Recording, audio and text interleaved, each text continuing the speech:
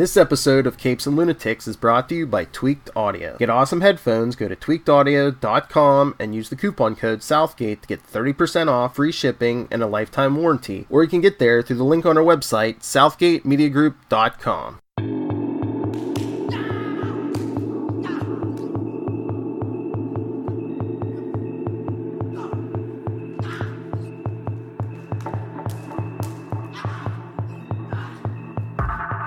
What is the sound of one hand clapping?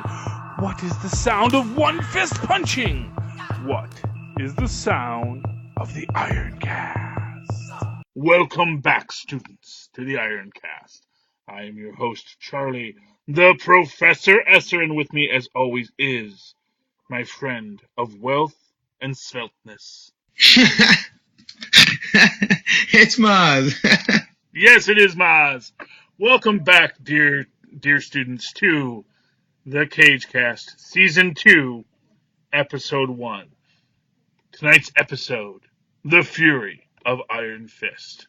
While rival gangs battle for the soul of New York, Danny and Colleen cross paths with an old acquaintance.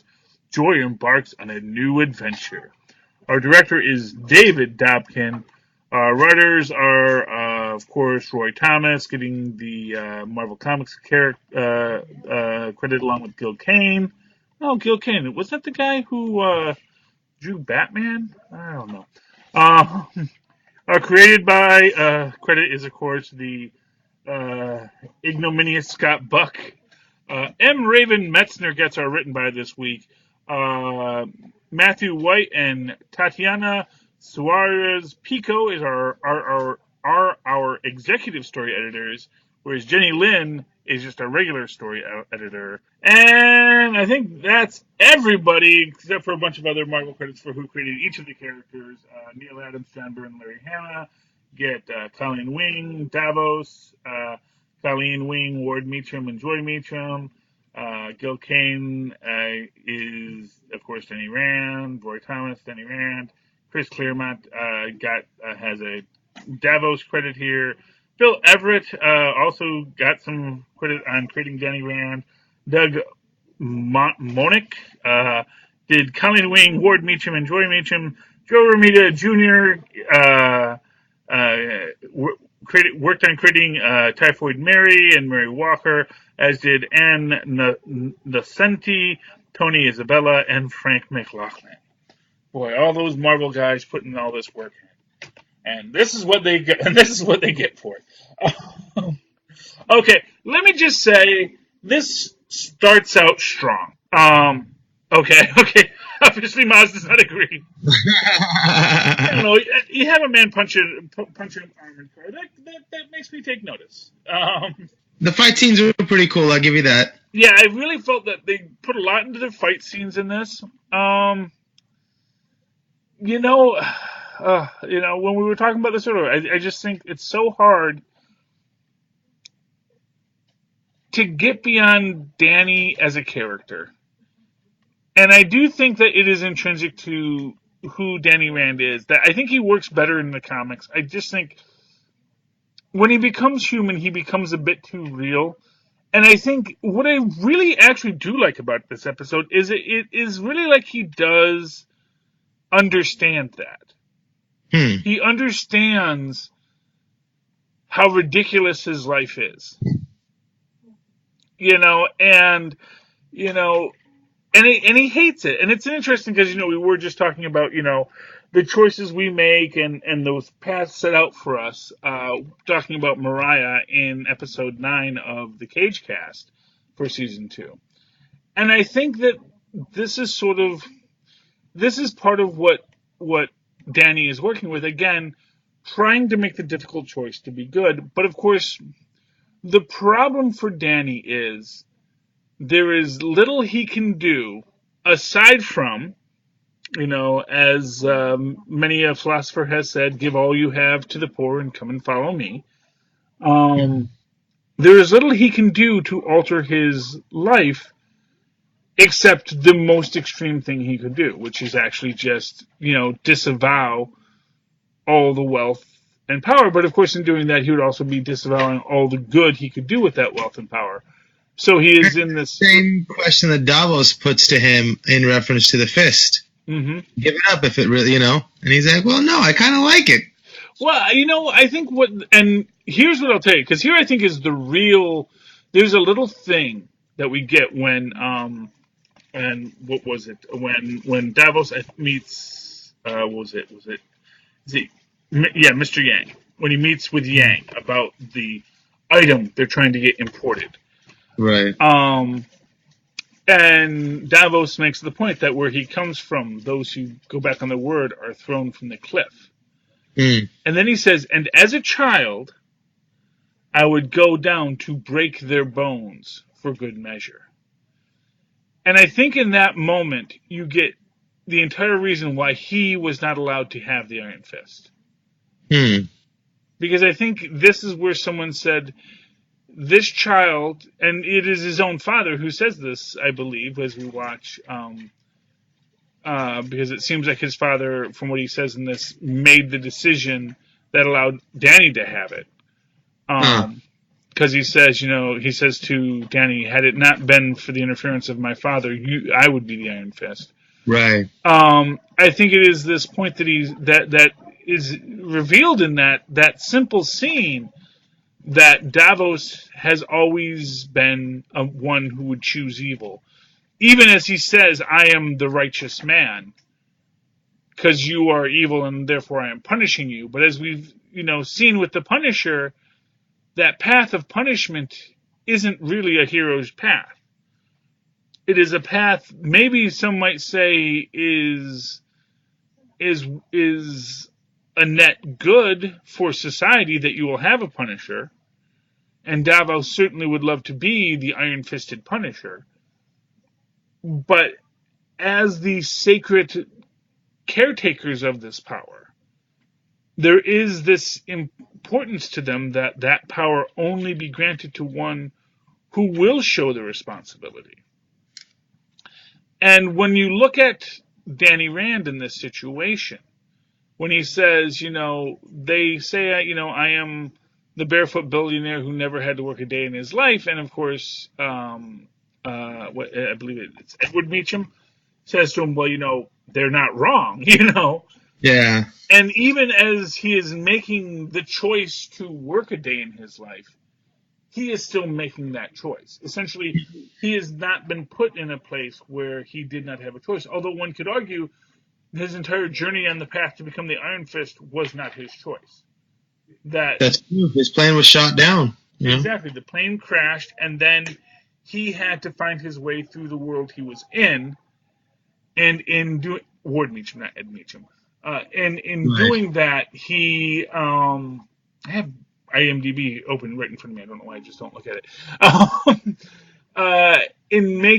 When he came back, suddenly he went from a world where he had no choice and survived to a world where now survival is no longer something he has to worry about. And it's a world where no one sees him as someone who has earned his place. Because, of course, they see, I guess much like Mariah, again, just to touch it back to Mariah, Mariah's problem has always been that people see her and just see a Stokes.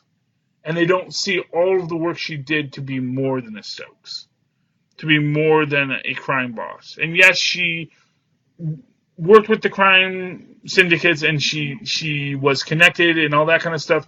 But up until her meeting with Shades and the start of their relationship, she was not the one committing evil.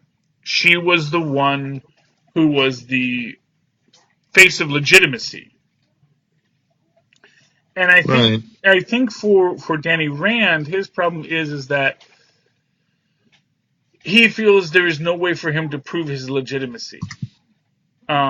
Because, as I said, even in that choice to do work, to do a hard day's work for a hard day's pay, that hard day's pay is meaningless to him because he's not working for the money. He's getting the money, but it's like it just goes on the pile. And more to the point, he made it. He's not working because he has to work. He's working because he has made a choice to work. Right. And it doesn't matter if he has chosen to write the great American novel or put on a Broadway show like Ward suggests. Which is, if you want a hard day's work, why don't you just go put on a Broadway show?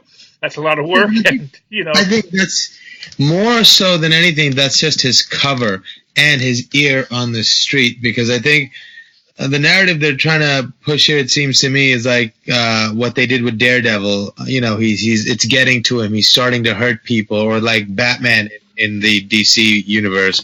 He's starting to hurt people. He's getting grizzled and angry and not himself. And how does he deal with that? That's sort of like what they're building up to, right? I mean, possibly. I mean, I think there's a lot of questions. We see the smile as he's smashing in that door, and there maybe is this question: Is the power corrupting him? Is the power? Yeah, because he gets home and he's talking to Colleen, and she's like, "Whoa, it got heavy tonight." She goes, "Yeah, I had to kill 3 guards, but it had to be done." No. Oh, okay. He said that he had to stop these guys because they had killed 3 guards. Oh. He didn't kill the 3 guards. No. Okay. Yeah. He hasn't gone that far over the edge yet. But it may be a matter of time, and I think that is what. And this is like one of the few. I have not been.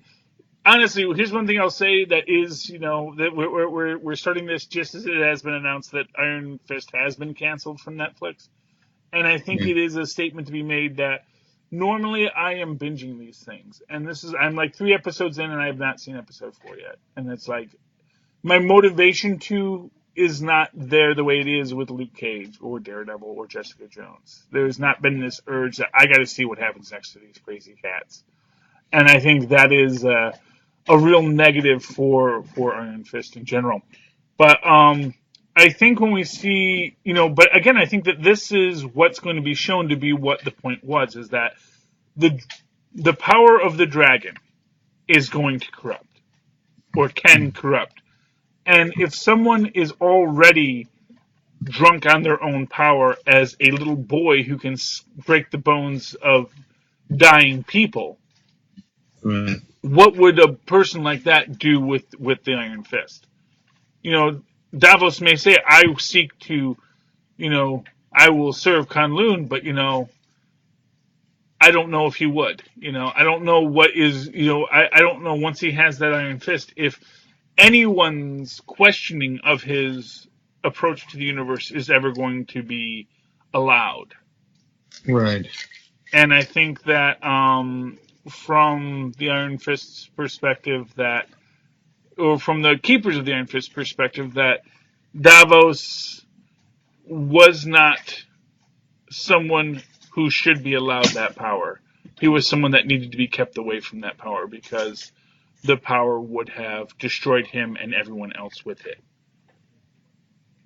Yeah, he's got a darkness in him. Yeah, well, and again, when we look back at the hand from the Defenders, it's that same idea, is that it was the people who came to learn of the power of Kunlun not for its enlightenment, but for their own self-enrichment or self-empowerment. It was the sense of self over the sense of duty that power demands. Mm-hmm. That if you're going to be powerful in this universe, you must either, if you have power, you must either be a hero or a villain. There is no middle ground. There is no place that you can stand with absolute power and not always have to fight against that absolute corruption. That's my reading off of one episode, but I think that's sort of what I'm taking from it. And I think that we are going to see this as something of Danny's arc. I think this is going to parallel something of Luke Cage's arc, where Luke Cage was getting kind of drunk with his own power. Right. And if nothing else, it'll tell us exactly why it is that Jessica Jones just decides to drink. Because if nothing else, it keeps her from getting drunk on her own power. Because it reminds her of her weaknesses. And, we see that Luke Cage only gets humble when he is reminded of his own weaknesses. That's true. one thing about this, good old dabbing Luke Cage, once you dab, you've gone to the dark side. Uh, I don't even know what a dab is, but I understand it's quite cliche. Yeah, I actually do know what a dab is. I know it's okay. Well, try not sticking stuff in them. Okay. Tristan was saying his ears were hurting. Anyway, so moving right along, we get the where they said the moan or the come on that the little box that Oh yeah. Colleen finds, and it's apparently her grandmother's box. And it's one of these questions that, and again, I don't know the answer to this yet. Is this chance or was this placed? No, it was definitely placed there. Somebody's making a concerted effort to get in her path. Hmm. And it sounds like the kind of thing Bakudo would have done. Yes, but Bakudo is, at least arguably at the moment, still dead. Right. But I mean, who's really dead? Well, Ever. well, I'd like to think that sometimes these people do die. I don't think that either the Purple Man or Jessica's mom is coming back anytime soon. I think Jessica's mom has a better chance of coming back than David Tennant does. So, yeah, I mean, it's certainly the thing. But here's the thing: it's one of these things where it wound up here, she wound up here. Maybe it's not. Maybe it is just coincidence, and it's meant to be inspiration for a spiritual journey rather than someone's manipulation. Because it doesn't seem like anyone in the story, essentially, this makes her want to find someone who clearly doesn't want to be found. So why put that there for her? Yeah. Unless, of course, the counter argument is that the donations came. I don't know. Basically, it gets a little three-dimensional chessy there. Basically, our big bet is Davos, and I don't see him first off either being in the position to do this manipulation, or that he would think to do that manipulation. Because I don't think that that's how Davos works. I think Davos works on punching a problem till it goes away. Right. I mean, he's so simple that is so surprised that he actually went to talk to Danny, but in his mind, it's sort of, he knows he's doing the wrong thing, so he wants one final chance to have that answer, that question answered. Am I doing the right thing or not? And get one more sort of justification. Hey, see, I gave him the offer then. He should have done it. I had no choice. Well, and not for nothing. Can Danny Rand even just give someone else the Iron Fist? Because don't you have to fight? Found a way. It sounds like their plan is to kidnap him and then forcibly remove the Iron Fist from him and do himself with it. Yeah, but the whole point of the Iron Fist is that you have to, dip your hands into the molten heart of Shao Lao the Undying. Who knows? I mean, who knows? Maybe he found a way to do something. But if it was possible, and if Danny would have been like, yes, I would do it right now, I bet you they would have went right to some lab and got it done. Yeah, but I think I think at the end of the day, it's a shortcut. I think that, and I think if nothing else, that was Danny's look on it. It's like, even if I could get rid of this, which I'm not sure I can, I'm the one that was chosen. Get over it. Get over the fact that you feel you're entitled to this just because of whatever reason, whatever it was that, and whatever it is you think makes you more deserving of this than me is not important. The importance is that the people that made this choice, and I am going to do the best I can to serve Kunlun. And, my job was, as the Iron Fist, to destroy the hand, and look who's gone, the hand. Yeah. And, of course, all the downstream implications that then come from that as well. Which is, if nothing else, kind of the negative that we're getting in this. That basically, because the hand is gone, now there's a power vacuum, and everyone's trying to rush in and fill it. Right. Anyway, so we do the come on does lead Colleen to go to this restaurant because it's the cousin of the guy who owned the furniture store who did the come on, but he's actually disappeared, and his cousin doesn't want anything to do with finding him. But at this time, then this group of teenage street toughs who have been harassing him come in, and Colleen goes and beats them up, and then they actually call because they are paying this thing protection money to the I forget if it was the Golden Tigers or the Hatchets. I forget. The Hatchets are who they're paying, but the Golden Tigers are these young upstarts. Oh well, actually, okay, well, yeah, that's something a little different.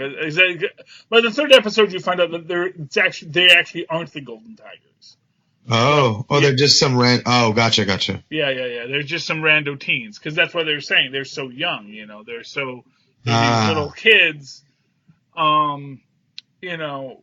Being sent on this job. And when the Hatchets do show up, because, hey, when you pay your protection money, that's supposed to keep this sort of riffraff out, Right. But, of course, Colleen and Danny are taking care of it themselves. And honestly, it didn't really sit well with me that the guy was so cool with them defeating both the young kids and the Hatchets. Because it's like, this is actually going to come back to bite me. He really should have been like, look, I'm paying the Hatchets to go kill these guys, not you guys, I have a whole system in place here, really. So, it's maybe not the best idea that did this, but he decides to give them what information he has on his cousin who has gone into hiding because he owes the Hatchets money. Never borrow money from a gangster. If there's one thing we've learned, it never ends well. Because they're gangsters, It's like, it's like when you go to a casino and you think you're going to beat the house. And, you're not going to break the bank, And if you're going to try and do that, you got to understand that they're going to do everything in their power to make sure that not only do you not break the bank, but that they break you. Right. You can only play with gangsters so much, and borrowing money from gangsters, it usually ends poorly. That's just my guess on that. I don't know. But we do see that Davos and Joy are working together. We also see that, poor Ward. I feel so bad for Ward that he has to deal with Danny Rand every day. And now he's got like an evil Joy on him. Oh, well, I'm the one who always said Joy has always been evil. Anyone who ever thought for a minute that Joy wasn't evil was kidding themselves. She keeps drugged water in her office. Yeah, no, but I think she's going to be the one in the end who saves the day. I think she's going to be the ace in the hole, because she doesn't want to be doing this. It's hard for her to do this. I don't think she really wants to be doing this. Maybe she's blinded by rage, or maybe she's selling it, but I think she's going to be the one to save the day. Not for nothing. I think you're just blinded by those, I don't know, baby blues, baby browns. I think that because she's a pretty girl, you're like, oh, she can't be that evil. I'm telling you, she is that evil and twice more over. She's the most evilest lady in the show, and you mark my words, she is going to go down swinging, spitting in the face of Mephisto at the end of this, saying, is that all you got? She is going to be, because like I said, I never thought that this character was innocent. They try to play her as innocent, but I don't believe she is. I really think I don't think that she's innocent. I think she's in her moment feeling what she's feeling, but in the end, when it comes down to it, she's not going to want to pull the trigger or the final, whatever. At that point, she's going to be like, all right, I've had my tantrum, and she's going to use her powers for good. Yeah, I think that's like hoping Bushmaster will. I think that she is good in Bushmaster too. Well, I don't think so, honestly. I think that Bushmaster Here's the thing. I think that these characters always have the choice to do right, to find a better way to approach their lives. Yeah. And invariably, once you just make the decision, revenge is more important than sanity, insanity reigns. And that I think is what we see here, is that, this character is, because her and that's the thing, is like she's blaming Ward because her dad didn't want to talk to her. That Ward got to be in charge and she didn't. Basically, she's got massive daddy issues, and she's blaming everyone else about the daddy issues. And it's, aside from the fact that, it's pretty lame to give this female character these massive daddy issues as her raison d'etre, but it's also kind of it's kind of shallow for her, Yeah. It's like, our father was in the hand and he was hiding and you were the only one that knew. And, and like I said, poor Ward, he's like the guy, I just wanted to be a privileged white male running a major corporation. That's all I wanted. I did not want sorcery and ninjas. None of this was any of the stuff I signed up with. They did not teach a course in ninjas at Harvard Business. Poor Ward is like, and then you've got Danny, who's like, oh, let's just give everything away, or, oh, let's just, the counter, just when it's like, oh, let's just sign whatever she says, just whatever, Right. just not to have to deal with it, just sign it away. And it's like, Ward is like, that's, even if we're gonna say that's fine, I understand what you want. We're going to have our lawyers look at this, and we'll talk about it we'll talk about it on Friday. Give us a day to look over this. If everything checks out, no problem. You want out? That's fine.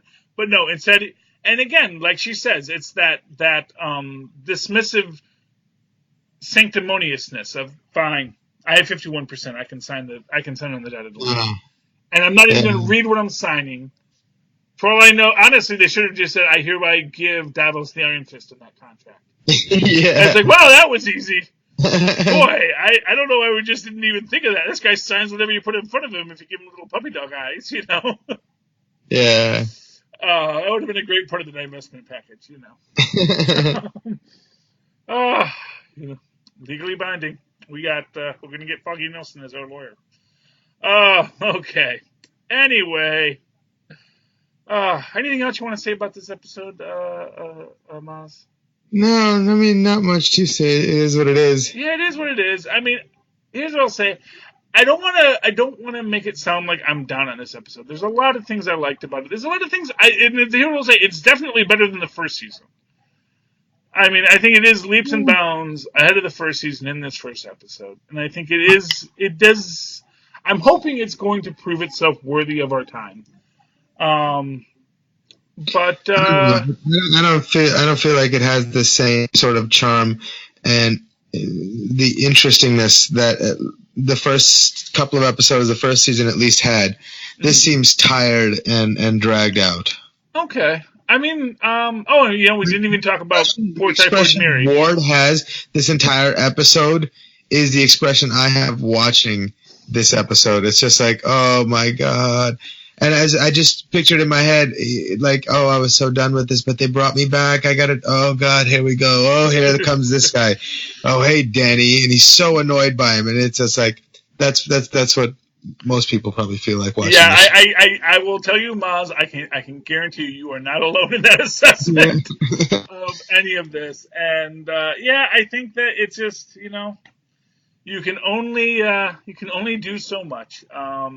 When you're and you can say it was just too much Buck influence at the start and there's no way to unbuck it, or you can say it is that Iron Fist is not a character that translates well into live action.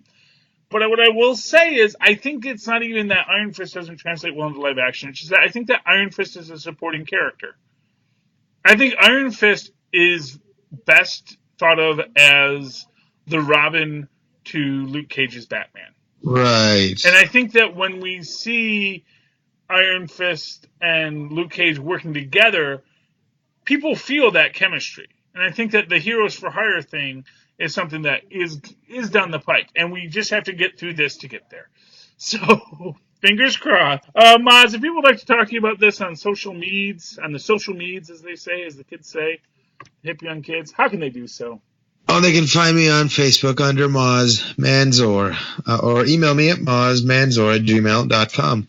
That's MOZZMANZOOR. And of course, you can always write to me that old-fashioned email way there Mozz and Paz once did at superconnectivityblog@gmail.com. That's superconnectivityblog, all one word, at gmail.com. And follow me on Twitter as I live tweet Cloak and Dagger, Agents of S.H.I.E.L.D., Gotham, and all the other great shows that are out there.